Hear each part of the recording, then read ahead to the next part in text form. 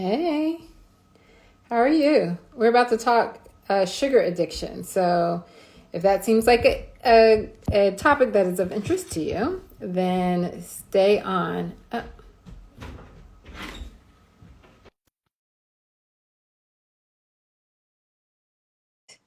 Let's see if I can get Chatila on here. Give me 1 second. Oh, there we go. Hey, Hey, that was quick. I know. It's like 30 seconds. I know. Okay, so today we wanted to talk a little bit about sugar addiction because we have a sugar addiction course coming up in a couple of weeks, and we wanted to make sure that people got their questions answered. Oh, I see somebody said that's me. It's all of us. Yeah. It's all of us, right? And it's not by surprise that it's all of us, right? And um, so, anywho, if you have any questions while we're talking, go ahead and put them in the chat. But otherwise, we'll just kind of play with this topic of sugar addiction, what it is, how do you address it, what are the problems of sugar addiction, and all of the above. So, yeah, so actually, this idea of sugar addiction came to me years ago, probably about 10 years ago. No, longer than that. And it was because I was doing a bunch of research in the area of food addiction and came across some research that said that sugar was 8 times as addictive as cocaine. And that like literally blew my mind. Like cocaine is a strong substance. Obviously, it's a very addictive substance. It's dangerous.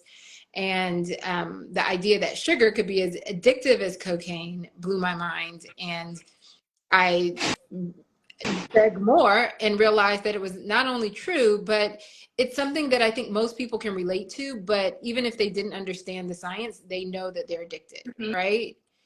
Um, and so whenever I bring this up to people, people are like, that's like what someone here said. Yep, that's me. So tell me, what's your thought of sugar addiction? Like as sort of not from a medical standpoint, but just from like a regular sugar Yeah. addiction. Like what do you No, I remember this was like years ago, and I made this story, and I was talking about how I was obsessed with chocolate, and I was joking, but then on some level, I really was not joking. I was like, I have a problem, and I didn't have language for it. I didn't have reference for it. I just knew that when it came to chocolate and my cravings, I had no self-control whatsoever. So I knew it was a thing, but it wasn't until way later did I understand that it wasn't like a matter of my willpower, that it was biologically driven.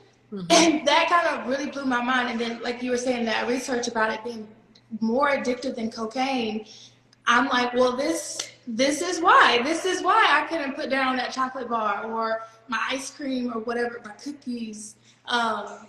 But it's a real problem, and I think that it affects us way more than we realize because it's everywhere. I think that I became really aware of it because I thought I was being healthy, right? Mhm. I'm making my smoothies, but I'm making them with juicy juice. I'm thinking I'm being so healthy, like making my little smoothies, and then one day I decide to actually look at the label, and I'm like, this is how much sugar is in here, like. So that's what really opened my eyes. And then I cut out the juicy juice and I started making different decisions when it came to my smoothies. But that's really where it started for me, the awareness of it. Yeah, it's so funny that you should say that because I think about how many people are not aware of how much sugar is in the food we eat, Yeah. right? Like, so most time people think about sugar addiction and they're thinking, oh, candies, cakes, and pies. Now that's a whole thing in and of itself, Mm-hmm. absolutely.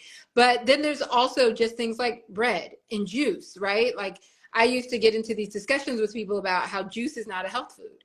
And people would argue me down. My husband still argues me down. He goes to the grocery store and he buys these big juice things, and then he gets a water glass and he pours a big glass of juice.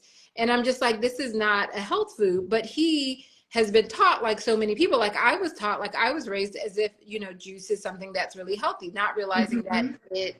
it has so much sugar in it and that sugar can be toxic to the body. And so when people talk about it and people are like, oh, I'm addicted to sugar. They don't realize how they got addicted. They don't realize it's not just the cookies. It's not just the candies.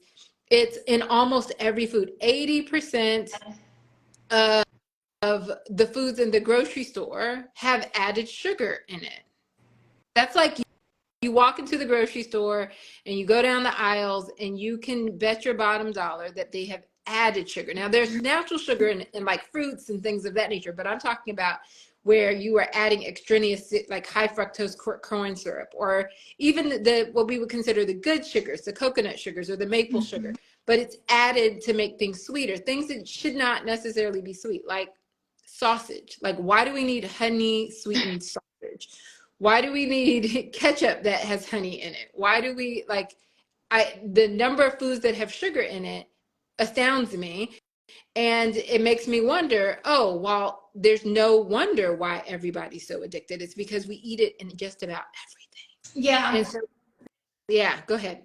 Yeah, no, because as you were talking, I'm thinking about too, like the spaghetti sauces. Yeah. Or you get like non-fat yogurt and you think, oh, I'm being real healthy. This is non-fat. They suck the fat out of it, but then it tastes like cardboard, so they add in sugar. So that's really where you get tripped up when you think this marketing that, oh, I'm eating healthy because this is non-fat or low fat, but it's chock full of sugar. And not just that, so I'm so happy you brought that up, because the idea that we label things. So if you go to the grocery store and you see something on it that says healthy, heart healthy, good for, your heart health, or it's low fat, all of these things are like flags, like they're red flags, do not eat. And I know that you're probably thinking to yourself, well, aren't they trying to convince me to buy the food because it's healthier than something else? 9 times out of 10, they're just trying to convince you that it's healthy, even though it's not healthy. Yeah. And the reason is that way back when everybody decided that fat was bad for you, they took fat out of all the food and then they put sugar in it so that it would be so that it would taste like something. And so that's why so many foods have sugar in them. And then because high fructose corn syrup is so cheap, that was the sugar of choice that they put in everything. And so you find high fructose corn syrup and all other kinds of sugars in foods. And then when people got savvy to the high fructose corn syrup, they were like, okay, so we're not going to say high fructose corn syrup. We're going to say, you were going to use other forms and titles for sugar to try to fool people so that they don't see that it says high fructose corn syrup. So, that's one of the reasons why in the course, I actually put a chart in there of all the different names of sugar so that you can look at your own labels and be a consumer that makes good decisions for yourself. And that's hard to do because people are out here duping us, right? Making us think that things are healthy for us when they're really not. Yeah. So, okay, let's talk about this. On the surface, people understand sugar is bad. It gives us cavities. It makes me have pimples, those sort of things.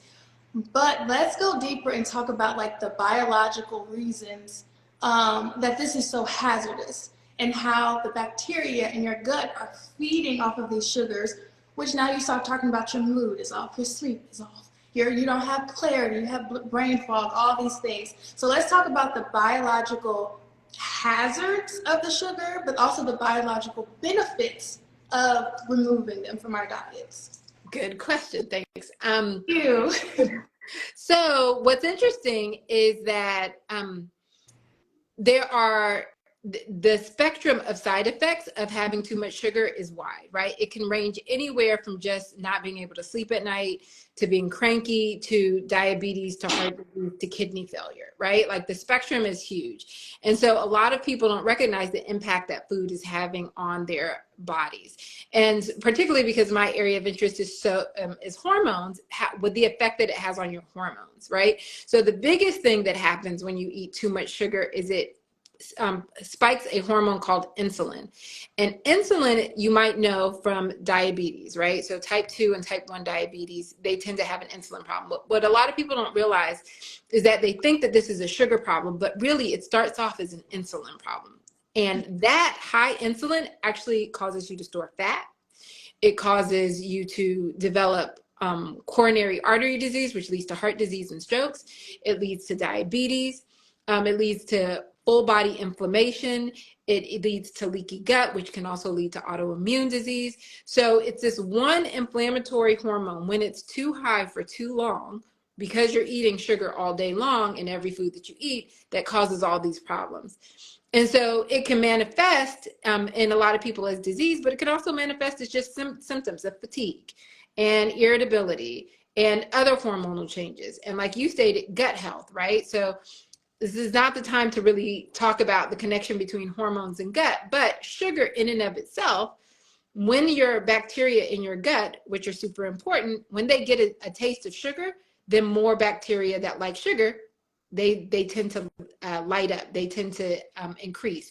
And that in and of itself can cause bloating, constipation, nausea, a lot of the symptoms that people have that they might consider to be irritable bowel, or they're just like, oh, whenever I eat, beans, or whenever I eat, this particular food, I get really bloated. It can be because of the sugars and the bacteria that are eating that sugar.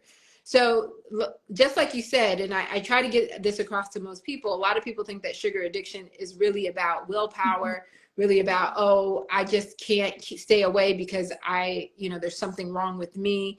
But really it's the biochemistry. And so, and all of these chemical interactions. And so what I really try to stress to people is like, listen, give yourself a break, but we've got to figure out how to reverse the biochemistry. We've got to make your hormones more sensitive.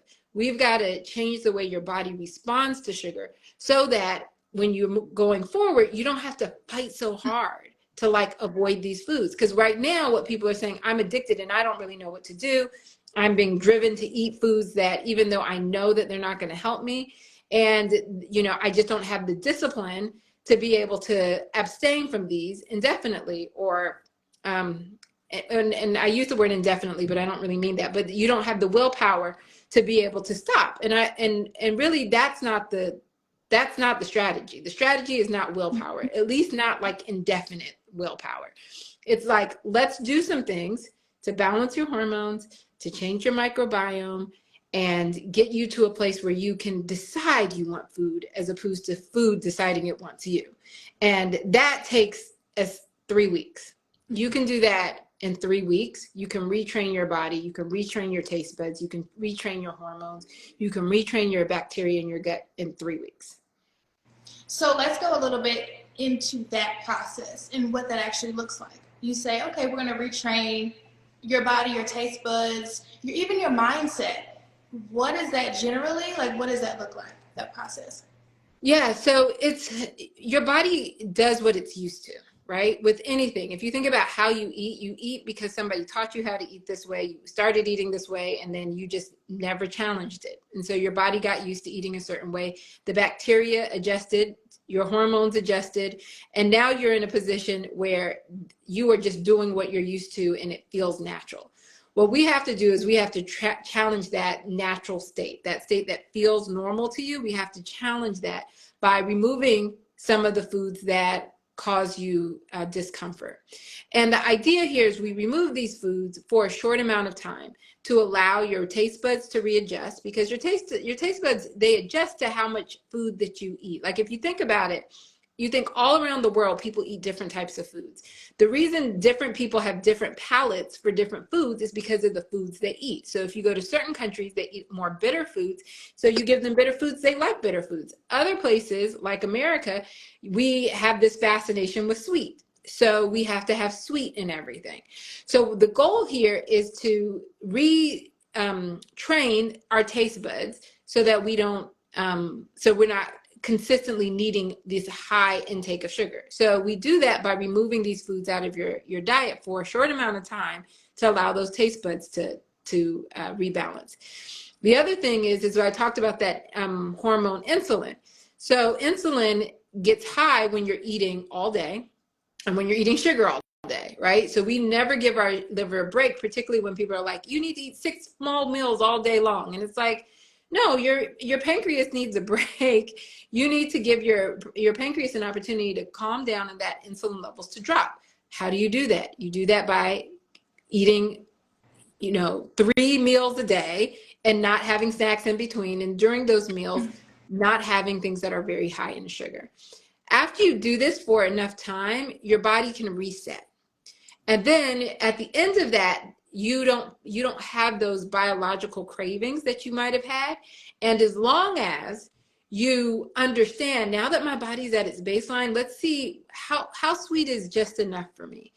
How much sweet do I actually need? And then you start to reintroduce sugars back into your diet in a way that's sustainable, not because you're ravishing and that you just feel like you can't go without it. It's because you've developed, I like to have a cookie every once in a while, but I don't need 8 of them because my body is telling me I don't need 8 anymore. So it's just a matter of retraining your body by removing the foods that are causing these spikes. And then at the same time, increasing your nutrients so that your body has the right nutrients to prevent your bacteria from going haywire again. Because contrary to popular belief, you don't decide what you eat. The bacteria in your gut decides what you eat. So if you change the bacteria in your gut, your cravings will go away.